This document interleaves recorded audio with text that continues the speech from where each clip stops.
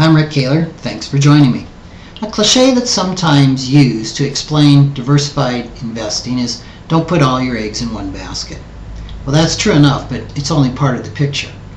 To be a diversified investor, you must put your money into different asset classes, the investment equivalent of several different types of containers. So you don't just put your eggs into different baskets that are the same type of basket. You divide them among bowls, buckets, boxes, and egg cartons. You achieve the greatest reduction of portfolio risk by dividing your money among various asset classes. Now, true diversification means owning different classes of these assets. Some of those classes include U.S. stocks, which includes large cap, mid cap, and small cap, international stocks, bonds, which are government bonds, corporate bonds, high yield bonds, and mortgages, international bonds, absolute return funds, which are various types of arbitrage, merger and convertible, long short funds, and event-driven funds, natural resource, which can be gas, oil, metals, and commodities, cash, like money markets, certificate of deposits, and then real estate. Real estate can be owned in the form of REITs, real estate investment trusts, or directly held investments in real estate.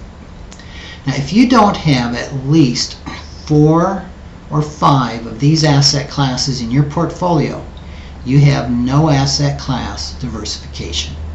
The biggest benefit comes from 5 asset classes or more. Also, you need to allocate a significant portion of your portfolio to each asset class. That means more than 1%, usually 5% or greater. Only then can you begin to claim with any accuracy that your investments are diversified. The whole point of asset class diversification is that as economic conditions change, some asset classes earn more and others earn less. If you have a good mix, you might lose money in the short term in one asset class that's doing poorly, but at the same time you'll be gaining on another asset class that's doing well. In the long term, most all asset classes will have some type of return between 4 to 9%.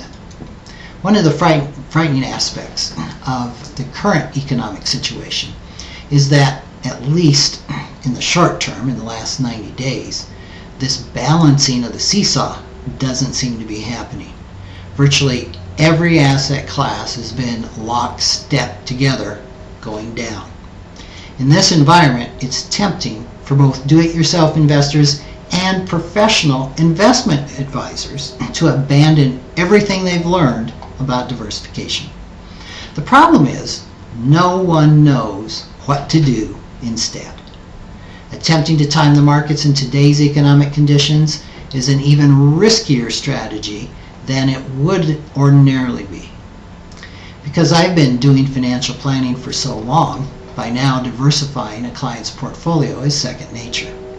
I've learned over the years that it's essential for successful long-range investing.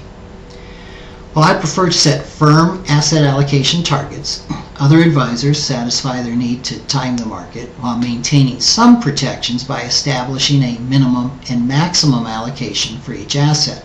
For example, if your asset allocation strategy called for a 10% allocation to real estate investment trusts, the REITs I talked about earlier, you would set a range of 5% to 15%. This would mean you would never reduce your allocation to REITs lower than 5% or increase them to more than 15%.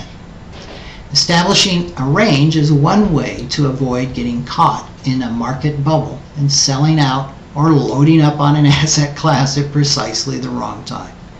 This is known as tactical asset allocation.